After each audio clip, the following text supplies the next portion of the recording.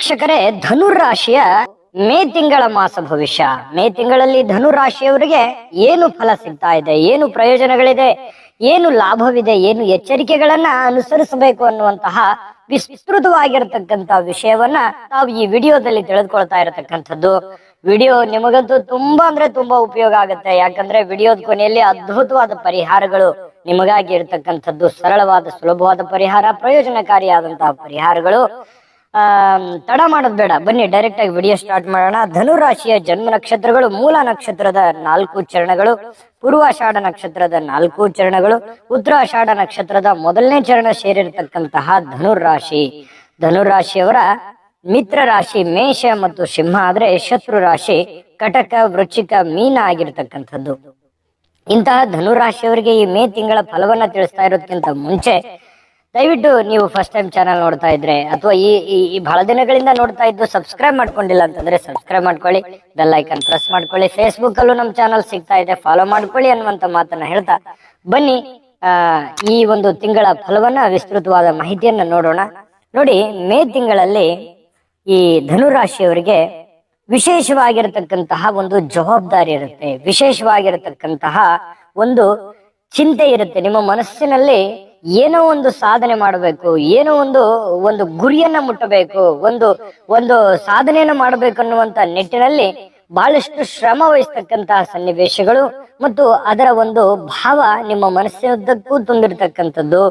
ಜೊತೆಗೆ ಮಕ್ಕಳ ವಿಚಾರಕ್ಕೆ ಸಂಬಂಧಪಟ್ಟಂತಹ ಏನೋ ಒಂದು ತರ ಮಹತ್ತರವಾಗಿರತಕ್ಕಂತಹ ಒಂದು ಚಿಂತನೆ ನಿಮ್ಮ ಮನಸ್ಸಿನಲ್ಲಿ. ಮಕ್ಕಳಿಗೆ ಏನೋ ಒಂದು ಮದುವೆ ಮಾಡಬೇಕು, ಅಥವಾ ಅವ್ರಿಗೆ ಏನೋ ಒಂದು ಕೆಲಸ ಹುಡುಕಬೇಕು, ಅಥವಾ ಅವರಿಗೆ ಏನೋ ಒಂದು ಇಷ್ಟವಾಗಿರತಕ್ಕಂತ ವಸ್ತುವನ್ನ ಕೊಡಿಸ್ಕೊಡಬೇಕು.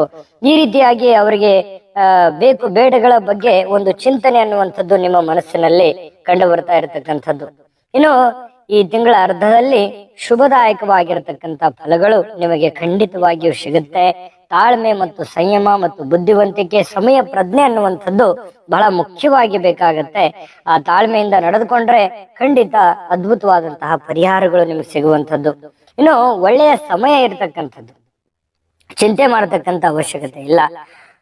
ಸ್ವಲ್ಪ ತಾಳ್ಮೆಯಿಂದ ಅಥವಾ ಸಮಯ ಪ್ರಜ್ಞೆಯನ್ನ ಮೆರೆದಿದ್ದೇ ಆದ್ರೆ ಇದು ಒಳ್ಳೆಯ ರೀತಿಯಲ್ಲಿ ಕನ್ವರ್ಟ್ ಮಾಡಿಕೊಳ್ಳುವಂತಹ ಸಂದರ್ಭಗಳಿದೆ. ಸವಾಲುಗಳು ಏನೇ ಇರಲಿ, ಸಮಸ್ಯೆಗಳು ಏನೇ ಇರಲಿ, ಆ ಸವಾಲು ಸಮಸ್ಯೆಗಳ ಮಧ್ಯದಲ್ಲಿ ಅದನ್ನ ಮೆಟ್ಟಿ ನಿಲ್ಲುವಂತಹ ಮಾನಸಿಕವಾಗಿರ್ತಕ್ಕಂಥ ಸ್ಥೈರ್ಯ ಇದೆಯಲ್ಲ, ಅದು ಬಹಳ ಮುಖ್ಯವಾಗಿ ಕೆಲಸ ಮಾಡ್ತಕ್ಕಂಥದ್ದು. ಇದೊಂದು ಎಚ್ಚರಿಕೆ ರೂಪದಲ್ಲಿ ತೆಗೆದುಕೊಳ್ಳಬೇಕು.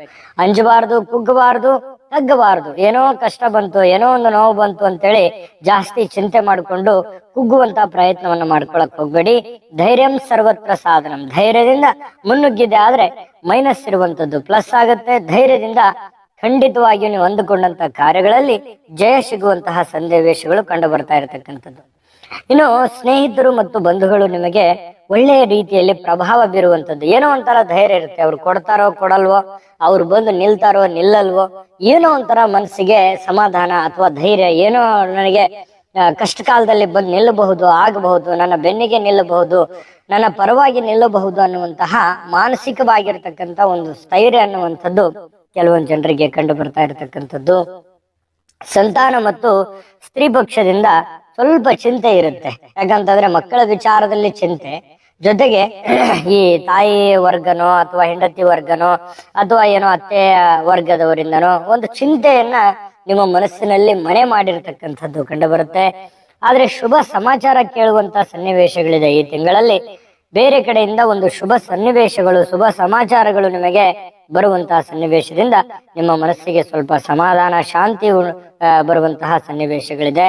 ಪ್ರಯತ್ನಿಸಿದ ಕಾರ್ಯಗಳಲ್ಲಿ ಖಂಡಿತವಾಗಿಯೂ ಜಯ ಸಿಗುತ್ತೆ.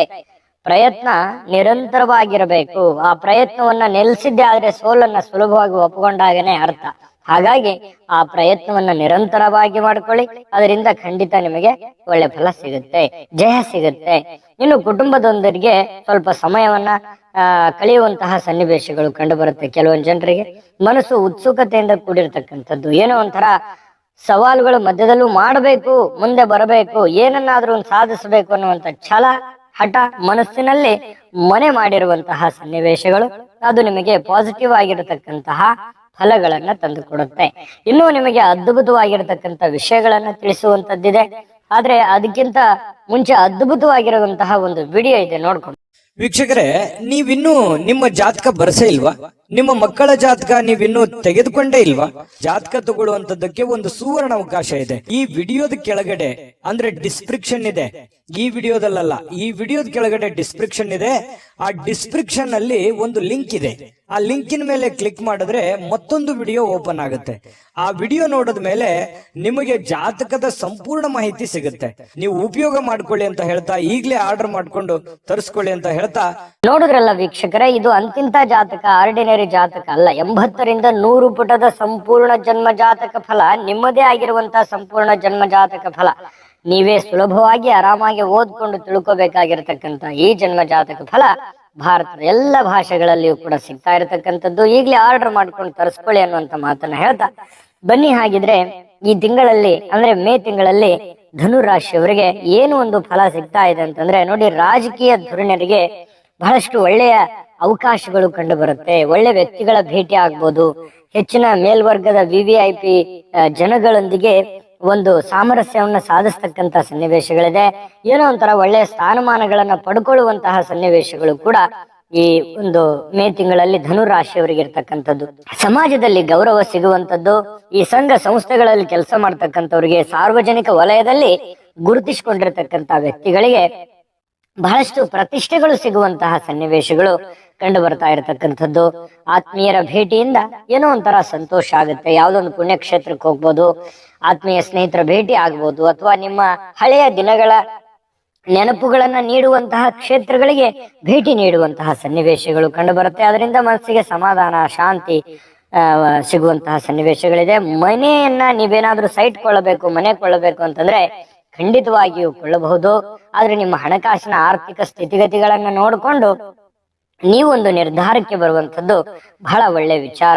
ವಿದ್ಯಾರ್ಥಿಗಳಿಗೆ ಪರೀಕ್ಷೆಯಲ್ಲಿ ಬಹಳ ಒಳ್ಳೆ ಫಲ ಸಿಗುವಂತದ್ದು, ಜಯವನ್ನ ಸಿಗುವಂತಹ ಸನ್ನಿವೇಶಗಳು ವಿದ್ಯಾರ್ಥಿಗಳ ದಿಸೆಯಲ್ಲಿ ಕಂಡು ಬರುತ್ತೆ. ಹೊಸ ಅವಕಾಶಗಳು ಕಂಡು ಬರುವಂತಹ ಸನ್ನಿವೇಶಗಳಿದೆ. ವ್ಯಾಪಾರಿಗಳಿಗೆ ಬಹಳ ಸಂತಸದ ಒಂದು ಸಮಯ ಅಂತ ಹೇಳ್ಬೋದು. ಎಷ್ಟೇ ಸವಾಲುಗಳ, ಕಷ್ಟಗಳ ಮಧ್ಯದಲ್ಲಿಯೂ ಕೂಡ ವ್ಯಾಪಾರಸ್ಥರು ಜಯವನ್ನ ಸಾಧಿಸ್ತಕ್ಕಂಥದ್ದು. ಒಂದು ಹಣಕಾಸಿನ ಒಳಹರಿವು ತುಂಬಾ ಚೆನ್ನಾಗಿರ್ತಕ್ಕಂಥದ್ದು. ಆದ್ರೆ ಖರ್ಚಿಗೆ ಕಡಿವಾಣವನ್ನ ಹಾಕಬೇಕು. ಖರ್ಚು ವೆಚ್ಚಿಗೆ ಕಡಿವಾಣವನ್ನ ಹಾಕಿದ್ರೆ 4 ಕಾಸು ಸಂಪಾದನೆ ಮಾಡಿಕೊಂಡು ಒಂದು ಒಳ್ಳೆಯ ಪೊಸಿಷನ್ ಅಲ್ಲಿ ಇರ್ಲಿಕ್ಕೆ ತುಂಬಾ ಅನುಕೂಲ ಆಗುತ್ತೆ ಅನ್ನುವಂಥದ್ದು ಗಮನಿಸಬೇಕಾಗಿರುವಂತಹ ವಿಚಾರ.